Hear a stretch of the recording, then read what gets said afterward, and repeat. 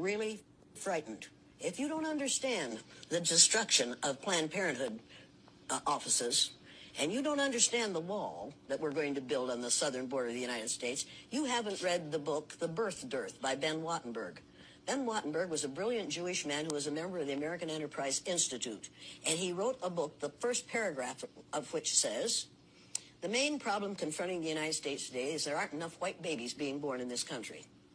He was an advisor to presidents of the United States. He wrote the book in 1987. He says if we don't change this and change it rapidly, white people will lose their numerical majority in this country, and this will no longer be a white man's land. Now, I'm not misrepresenting this. I'm telling you almost exactly what he says. He says there are three things we can do to solve this. Number one, we could pay women to have babies, as they have been doing in Western European nations for years. Then he says, and these are his words, not mine, unfortunately, we would have to pay women of all colors to have babies, so we don't want to do that. He says the second thing we could do is increase the number of legal immigrants that are allowed into this country every year. Then once again, he says, unfortunately, the vast majority of those going to come to this country today are people of color, so we don't want to do that. The third thing he says, and women had better pay attention to this, 60% of the fetuses that are aborted every year are white. If we could keep that 60% alive, that would solve our birth dearth.